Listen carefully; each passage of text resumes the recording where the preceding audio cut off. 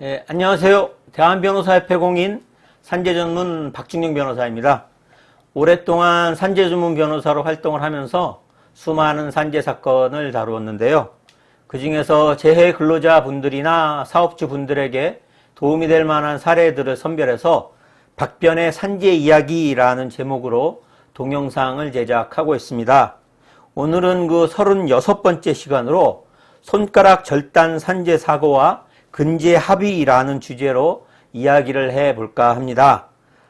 이번 사건은 공원 조성 사업장에서 벌목 작업 중에 기계톱의 날에 손가락이 절단된 사고에 대한 실제 상담 내용을 정리한 것입니다.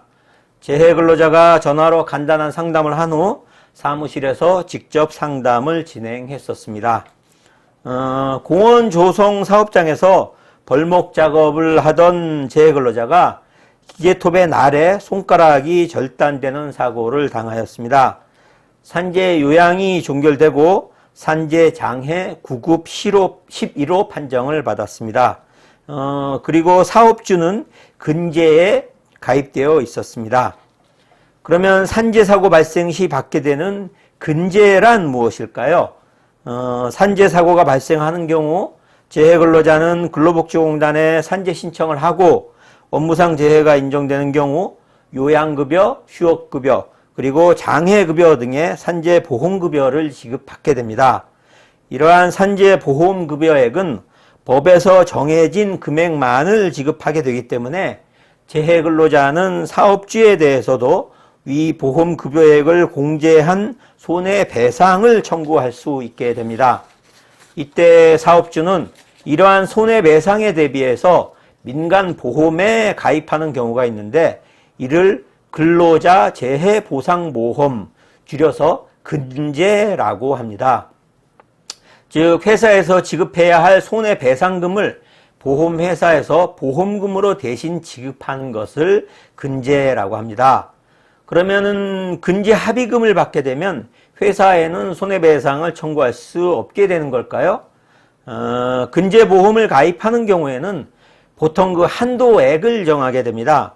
만약 손해배상액이 그 한도액을 초과하게 되면 근제보험에서는 그 한도액까지만을 지급하고 한도액을 초과하는 손해배상액에 대해서는 회사에 다시 청구할 수 있습니다. 따라서 손해배상액이 한도액을 초과하고 있지 않는 경우에는 근제보험 회사에서 직접 합의금을 제시하는 경우가 있습니다. 그런 경우에는 근제 합의금을 받게 되면 회사에 대하여 추가적으로 손해배상을 청구할 수 없게 됩니다. 따라서 근제 합의서를 작성할 때에는 산재 전문 변호사의 도움을 받으실 필요가 있습니다. 그러면 근제 합의를 위한 손해배상액은 어떻게 결정될까요?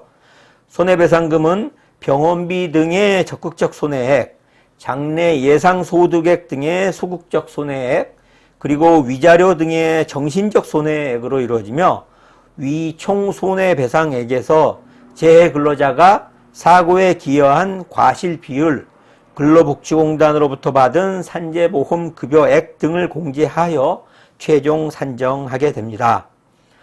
그러면 이 사건에서 재해자의 과실은 몇 퍼센트 정도까지 인정이 될까요?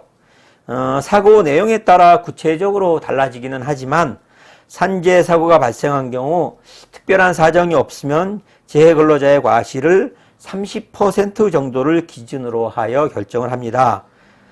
이때 재해 근로자의 과실이 일반적인 경우보다 크다고 하는 경우 40에서 50%까지 인정되기도 하고 제3자에 의한 사고 등으로 재해자의 과실이 거의 없는 경우에는 10%에서 20%까지만 인정되기도 합니다.